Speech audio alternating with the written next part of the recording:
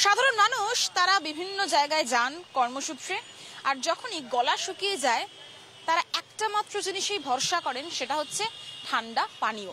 আর এই ঠান্ডা পানীয়র মধ্যে মেশানো হয় কি? মেশানো হয় বরফ। এই বরফ কোথা থেকে আনা হচ্ছে? বরফ কি নাকি মাছ এবং মাংসে ব্যবহৃত হচ্ছে। মাছ মাংস সতেজ রাখার জন্য এই বরফ ব্যবহার হয়, আর সেই বরফই ধর্মতলার এদিক সেদিক, ভিক্টোরিয়া মেমোরিয়ালের সামনে, গঙ্গার পাড়ে লেবুর শরবত বা লস্যিতে মেশানো হয়। বিক্রেতারাই বলছেন শরবতে মেশানো হয়েছে খাওয়ার অযোগ্য বরফ, যা ব্যবহার করা হয় মাছ মাংস সতেজ রাখতে। এবারে আপনি চাইলেও দিতে পারেন, কিন্তু এটা খাওয়ার জন্য নয়। এটা আপনি মানে মাছ ফাছ এটা ওটার জন্য দেয়, এবারে আপনি চাইলেও দেয়, অনেকে আবার দিয়েও দিচ্ছে। ডিলারদের কাছে সহজেই মিলছে এই বরফ, শুধু বলতে হবে ওজন আর ঠিকানা, পৌঁছে যাবে বরফ। এরপর আপনি মাছ মাংস সতেজ রাখতে ব্যবহার করুন, কিংবা শরবতে কোনো অসুবিধা নেই ডিলারের। কিন্তু এটা তো যখন মাছের জন্য, এটা তো তোমার হচ্ছে সেই পরিষ্কার নয়, তো এই বরফটা দিলে তোমার হচ্ছে পেট খারাপ হয়ে যাবে না? তো কিছু খারাপ হবে না, जितना शरबत मिलता है आपको यही बर्फ मिलता है, जितना शरबत में कॉकटेल में नींबू साथ यही बर्फ मिलता है आपको। ये माछेर बर्फ है? माछे बर्फ नहीं है, इस सब में इस्तेमाल होता है, खाने में, माछ में, गोश्त में, सब्जी में, ब्रोकली हो, मशरूम हो, etc। ঠেলাগাড়িতে করে আনা হয় বরফের এই বড় ব্লক, সেগুলি রাখা হয় ফুটপাতে, সেখানেই পলিথিন চাপা দিয়ে রাখা হয়। সেখান থেকে আশেপাশের লস্যি, লেবু জল, শরবতের বিক্রেতারা এসে বরফ নিয়ে যান। বরফের বড় ব্লক থেকে ছোট ছোট টুকরো করে বরফ মিশিয়ে দেওয়া হয় পানীয়তে। গাড়ি দিকে আনে 407 দিকে, আর ওইখানে নামে, ওইখান থেকে সবাইকে বরফ ওই দেয়, অনলি বরফ।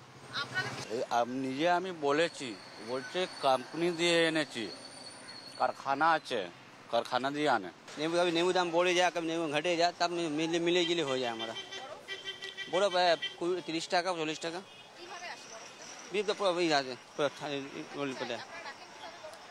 एक्सपायरी मধ্যে রাখে।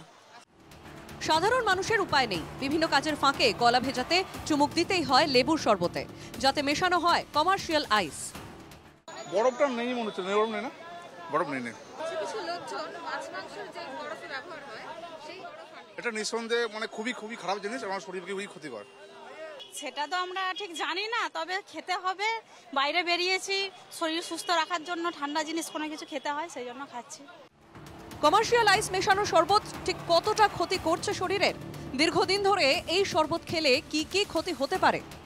তেমনি ফুড পয়জনিং হতে পারে, সেখানে ডায়রিয়া, লুজ মোশন, ভমিটিং, সেখান থেকে শরীরের বিভিন্ন অন্যান্য সমস্যা এগুলো তৈরি হতে পারে। এবং যে পার্টিকুলার কেমিক্যাল যেগুলো ফ্যাক্টরিগুলো থেকে আসে, সেগুলোর কোয়ালিটির উপর ডিপেন্ড করে। এবং যে রোড সাইডে দোকানটায় যে বরফটা রাখছে, সেটা কিভাবে রাখছে, কিভাবে বানাচ্ছে, সব কিছুতে ম্যাটার করে। সেখান থেকে যেগুলো হয়, ধরুন এই ভাইরাস, ব্যাকটেরিয়া, এই সব যে মাইক্রো জীবাণুগুলো আছে, সেগুলো ওই জলের সাথে কন্টামিনেটেড হচ্ছে, সেগুলো আমাদের শরীরে যাচ্ছে। তার থেকেই কিন্তু নশিয়া, ভমিটিং, পেট খারাপ, ঠিক আছে, ডায়রিয়া, এগুলো হচ্ছে।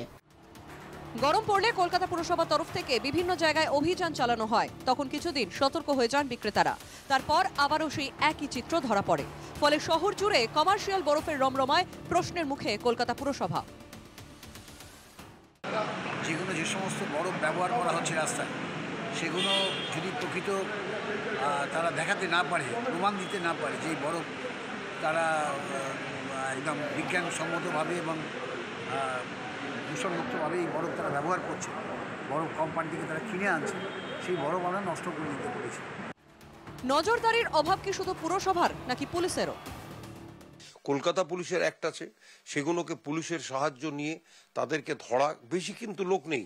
আপনি যদি গোটা কলকাতার এবং ধর্মতলা চত্বর এবং নিউ মার্কেট এবং বাবুঘাট চত্বর 25 জন 30 জনকে তুলে দিতে পারেন, তাহলে কিন্তু এই বরফ দেওয়া বন্ধ হয়ে যাবে। বরফটা দিয়ে যেন ওখানে ইউজ না করে, যারাই বরফ দিয়ে ইউজ করবে তাদের যে সরঞ্জামগুলোকে সিজার লিস্টের মধ্যে আনতে হবে, এবং তারা যেন সিজার লিস্ট থেকে মালগুলো কোর্টের অর্ডার করে যখন মালটা নেবে, তখন তাদেরকে কোর্টে বন্ড দিতে হবে যে না, আমরা বরফ ইউজ করব না।